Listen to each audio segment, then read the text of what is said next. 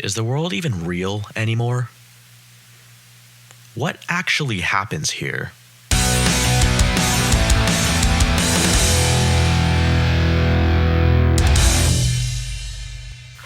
Hello, everyone.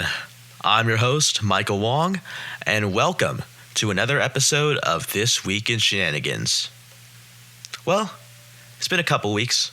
A lot happened, but I'm finally back to give you guys another episode of the show. A couple things I want to announce before I get into the swing of things. First of all, a big milestone, as this will be the final episode for the foreseeable future that will be recorded inside Shenanigans Studios, otherwise known as my bedroom. The reason for that? Tomorrow, I'm moving to college. In fact, by the time that you listen to this episode, I will probably already be chilling in my new dorm room at the University of California in Riverside. I'm really looking forward to it, but for those of you who are thinking, but Mikey, how are you going to keep recording the show? Don't worry about it. I'm going to do my very best to keep producing this show, even as I go about my academic studies. Second order of business. I had some free time on my hands this week, so I decided to cook up some new intro music for you guys. Obviously, before this episode, we always had our standard intro and outro music with the guitars. I really like the intro music. I think I'm going to keep that. In fact, I actually recorded that myself with my own guitar. But for the outro music, I felt that could use a bit of improvement. In addition, I thought it'd be fun if we added intro music for each individual segment of the show. So we're going to have intro music for the news, we're going to have intro music for our sports segment, and we're going to have intro music for a wild card of the week. So I'm going to show all that to you guys today, and hopefully you enjoy it. Let me know what you think about these new intros in the comments. Anyways, let's get right into it.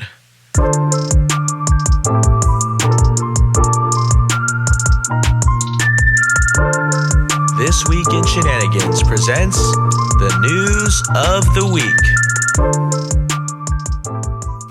What'd you think of that, guys? I kind of want to go for like a sort of chill R&B vibe, but also a little faster drum beat. You know what I'm talking about? All right, but beside that, let's get into the actual news. Let's face it, things are pretty bad right now. I'm not going to try to gloss over that fact, since normally I try to have a feel-good show, but I did tell you that I'm going to tell you everything you need to know, and if that's going to entail some ugly news, then so be it. All right, so first things first. This first news story is the development of the war in Ukraine. So, on Saturday, September 13th, Romania had to scramble some fighter jets to engage some Russian drones that flew into its airspace. So basically what happened was these Russian drones were carrying out an attack on some Ukrainian infrastructure near Ukraine's border with Romania. One of these drones crossed into Romania, and Romania scrambled some F-16 fighter jets to intercept it. They were about to shoot it down, but the drone eventually left Romanian airspace. On the same day, the threat of drone strikes also prompted Poland to deploy aircraft 3 days after it shot down Russian drones in its airspace with the backing of aircraft from NATO allies. Now, according to the Kremlin, all these drone incursions were an accident. Of course, they don't exactly have the best track record when it comes to telling the truth, but I hope that they're actually being truthful with this, because I don't want this war to escalate. If it goes into full-blown World War III, you know who has to go fight that war? Me and other people my age. And I don't exactly feel like doing that. I got college to go to and a show to run. So yeah, a war would be really, really bad right now. Of course, it'd be bad anytime, but it would be really bad right now. And unfortunately, our second news story is also concerning war, this time about the one that's going on down in the Middle East. This war feels like it's been going on forever. It's been raging for about almost 2 years now. On October 7th, 2023, the militant group Hamas launched rockets into Israel, sparking a war between the two. Since then, several other parties have got involved in the war, such as Hezbollah up in Lebanon, the Houthis down in Yemen, as well as Iran. Recently, Israel has indicated that they plan to launch a full-on assault into Gaza City. They have dropped leaflets over the city instructing civilians there to evacuate to the south. However, the humanitarian crisis in Gaza is getting bad. Obviously, it's been bad for a long time, but now it's especially bad. With this impending assault, many Gazans are trapped with nowhere to go. There's a severe fuel shortage, infrastructure is very much damaged, and to top it all off, there's a famine. Now, I do acknowledge that aid from around the world is flowing into Gaza. And I'm not saying that that's a bad thing, but there is a couple problems with that. First of all, aid, while good, can only do so much. When you're in the situation that they're in, having your basic day-to-day needs supplied to you so that you're getting by isn't so much staying alive as it is prolonging starvation. Here's the other problem. Aid is really expensive. And because of that, you can't really sustain it forever. So, I know this sounds like kind of a lame answer, but all we can really do is just hope and pray that this war ends soon so that the Gazan people will receive the aid that they desperately need, and the remaining 20 or so Israeli hostages will be able to return home to their families. That's right, there are still Israeli hostages even 2 years later. It's just really a whole messed up situation over there, and we can just hope and pray that amidst all the violence and bloodshed, this whole situation is resolved peacefully, and that the innocent civilians in both Gaza and in Israel will be able to lead safe, happy lives after this. Well, that was heavy. But coming up now, we have our sports segment, also featuring new intro music.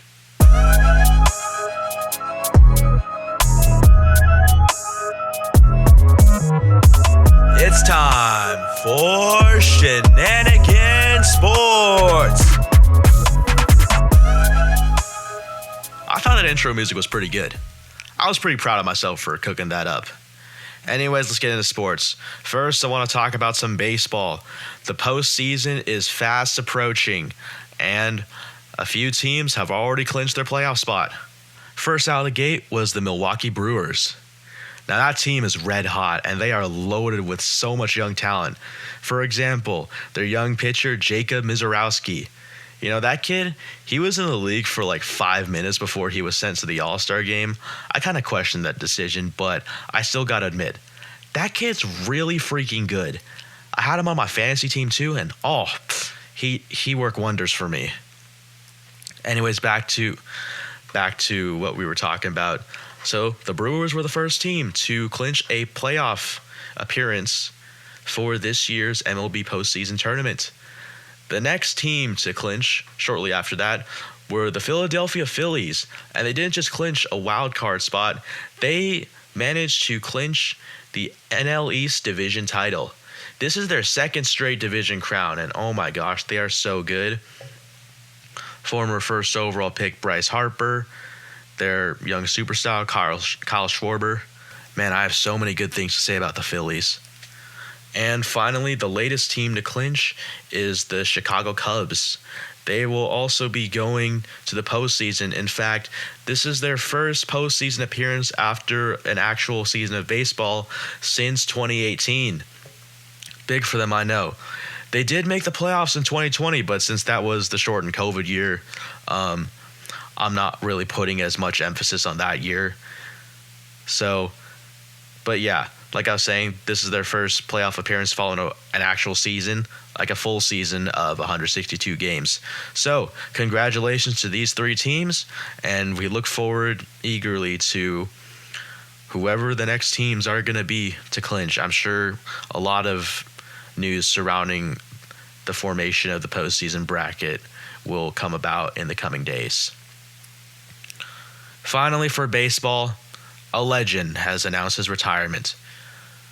Future Hall of Famer and Dodgers legend Clayton Kershaw has announced that he will retire following the conclusion of the 2025 season.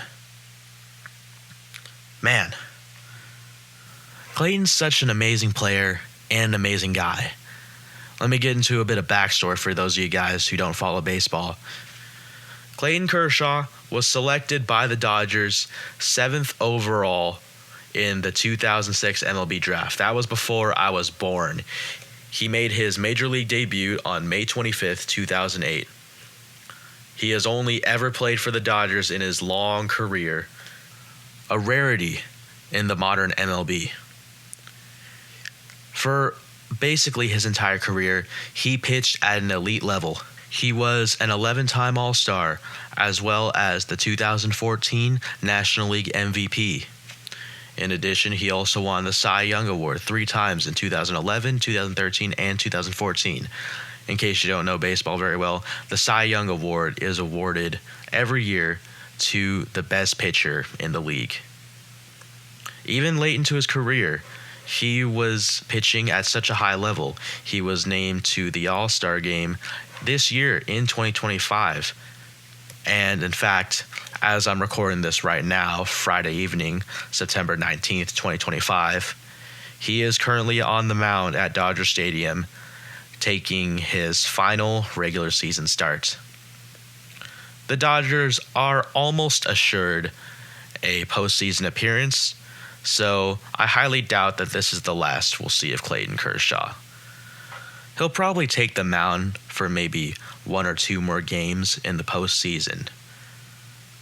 But wow, what a legend. An exceptional career, fitting for an exceptional player and an exceptional person. All right, moving on. Let's talk about some football. Now, this is probably the biggest shenanigan I can name out of the sports world. Daniel Jones. Let's talk about him for a minute. So for those of you who don't know, Daniel Jones is a quarterback for the Indianapolis Colts of the NFL. He originally played for the New York Giants, but he wasn't that good. They made the mistake of paying him a lot of money that he probably didn't earn, and eventually they cut him. That was last year. He spent a few months as a member of the Minnesota Vikings before signing with the Indianapolis Colts this offseason. Now, no one really expected much of him, but through the first 2 weeks of the season, against 2 otherwise kind of tough opponents, the Miami Dolphins and the Tennessee Titans, that man is ballin', bro. Like, oh my gosh, he put on a masterclass performance in both of those games. Now, granted, by now we figured out that the Miami Dolphins aren't really the team that we thought they'd be, but still, the fact that a previously washed up, made fun of quarterback is playing at this level, that's exciting. And it's a long season ahead, but I'm really looking forward to seeing what's in store for Daniel Jones this year. Of course, we can't talk about football without mentioning any of the injuries that happened in this previous weekend of football. And unfortunately, there's a lot of them.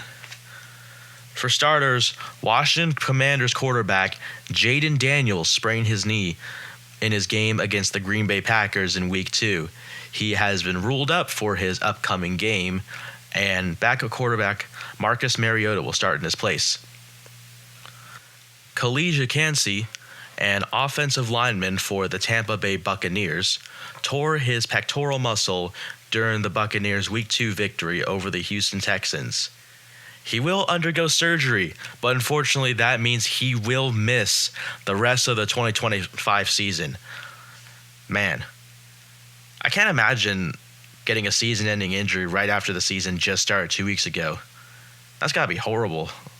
Like, obviously the physical side of that's bad, but imagine what that does to your morale. That's crushing.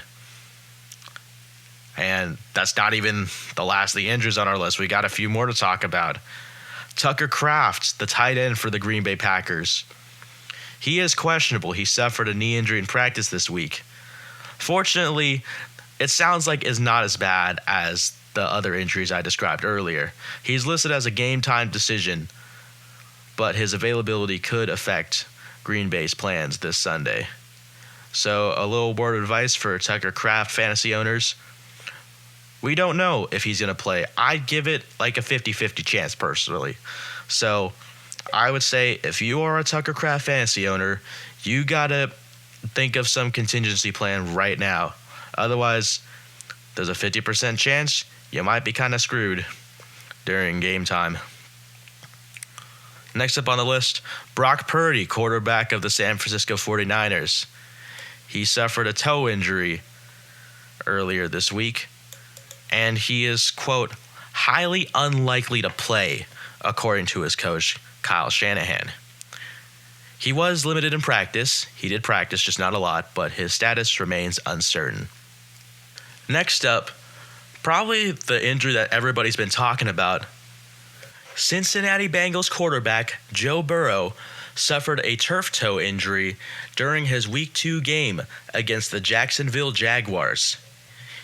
He exited the game, he didn't come back, and now, after further screening was done, they're saying that he needs surgery and he will miss about 3 months. Now, it's not season ending, but he isn't slated to come back until at least mid-December. And by then, the season might already be over for the Bengals. If they're eliminated from playoff contention by that time, they probably won't see a point in sending Joe Burrow back out there. Now, in case you're not too familiar with football, let me explain to you why this is so important. Joe Burrow has always been one of the best quarterbacks in the NFL when he's healthy. His passing accuracy is like no other. But the problem is, he can't stay healthy. And it's not really his fault. The Bengals have failed to invest in an offensive line to protect him. So every day they send him out here, he just keeps taking hit after hit every single game. And if they're not willing to put money into paying some big guys up front to protect their superstar quarterback, I don't foresee them winning anything in the near future. Doesn't matter how good your quarterback is if he can't get a pass off and he's always getting hurt all the time. We really do hope Joe Burrow can come back and be better. But as long as there's no offensive line for him, this problem's just going to keep repeating itself. The final injury on this list actually happened, weirdly enough, to a head coach. Los Angeles Rams head coach Sean McVay tore his plantar fasciitis, which is a thing inside your foot, during his Week 2 game against the Tennessee Titans. Now that's crazy. Coaches normally never get injured, obviously, because they're not actually on the field. But man, the injury bug was so bad this week, even the coaches weren't spared. Obviously, this isn't going to inhibit him from doing his coaching duties because he can still talk and hold a clipboard. But man, I just thought it's interesting. I just thought it's crazy because, even the coaches weren't spared. Well, that's going to do it for our sports segment. Now, I'm going to show y'all our next bit of new intro music as we go into our wild card of the week.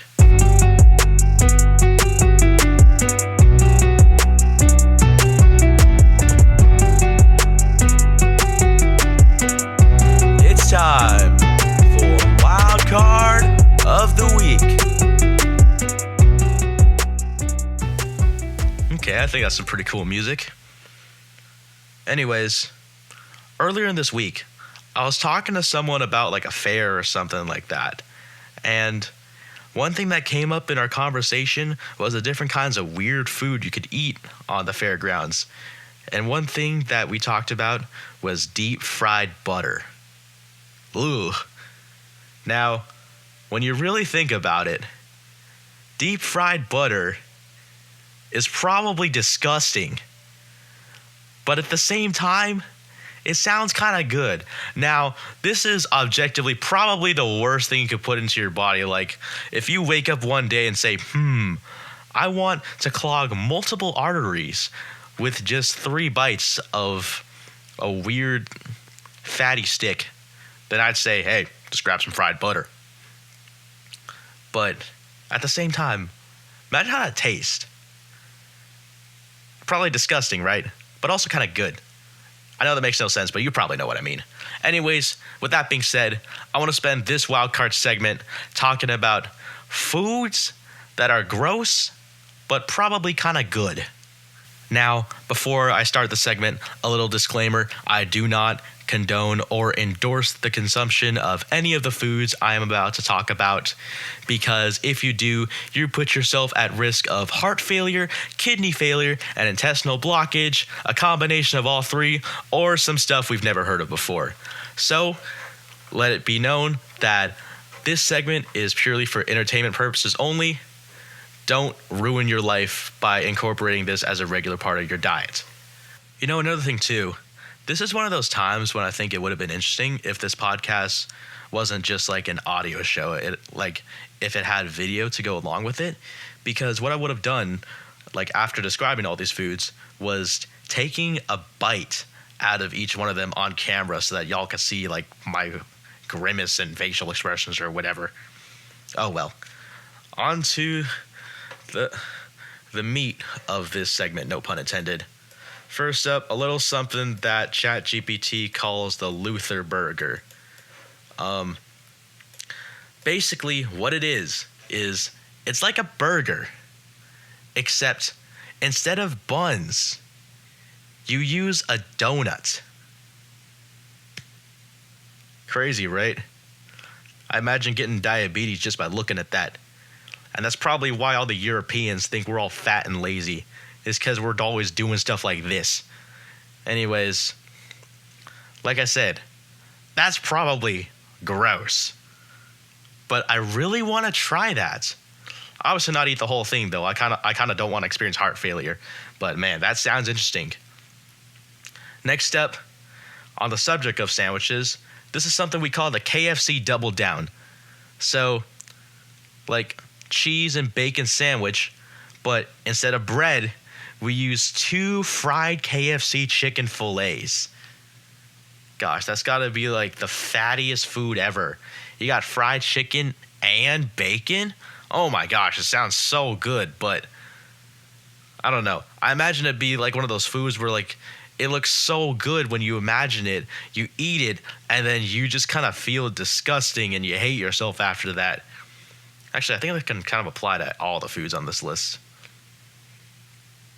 All right, moving on. This is something I would definitely grimace at. This doesn't sound good. It just sounds gross. A peanut butter and pickle sandwich. Now, that sounds disgusting, but some people swear by it.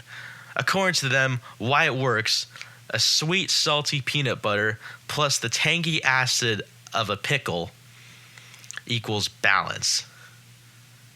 And to add on to it, you could apparently add a drizzle of hot honey. Now, that is their words, not mine. I'm not trying to judge anyone who actually enjoys this kind of sandwich, but in my personal opinion, that is an abomination against God and all of mankind, and I will never eat such a thing. Man. Now, before I end this show, I really don't want to gloss over the fact that I didn't do an episode last week. I know I posted the reason why on my Instagram story, but not all of you might have seen that, so I guess I'll go ahead and explain again on the show. So, a week ago, a lot happened in the world. A Ukrainian refugee, Irina Zarutska, was stabbed to death on a train. Conservative activist Charlie Kirk was assassinated at Utah Valley University, and a school shooting occurred at Evergreen High School in Colorado. These events are tragedies, And the reason why I didn't do a show that week was because I just didn't really know how to go about that. You know, it's really hard to make this feel good show when you yourself aren't feeling good. You feel me? Like, I'm a level with you. I tried to record an episode that week, but I remember a week ago today, I just kind of sat in front of my laptop, staring at the screen with my recording software open up, and I was like, man, what do I say to all the people after this week? So I thought my heart wasn't in the right place to record an episode, so I thought it'd be better to just skip that week. But I did some reflection since then. Obviously, I want to make you guys have fun. I want to make you guys laugh. But my main mission for this show, like I told you guys, was to tell you what you needed to know without an agenda, without any bias, just pure, raw, uncut information. And the news isn't always great. Sometimes it's bad, sometimes it's ugly. And even as a fun newscaster, I'm still a newscaster, and sometimes that's just the challenge of the job. Again, I'm still very new to this.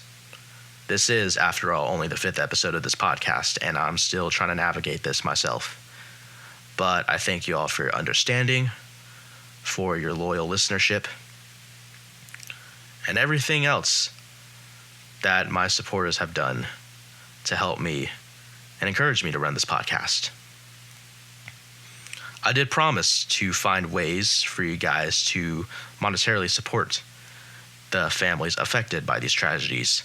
I'm sure that you will all be pleased to know that I have located GoFundMe links, 3 of them actually, one to support the family of Irina Zarutska, one to support the family of Charlie Kirk, and one to support the families affected by the Evergreen school shooting.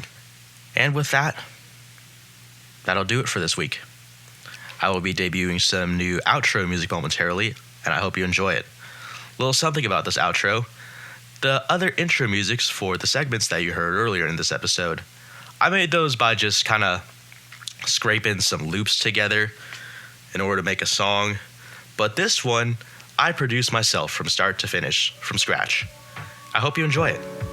So, with that, I have been your host, Michael Wong, and until the next shenanigans.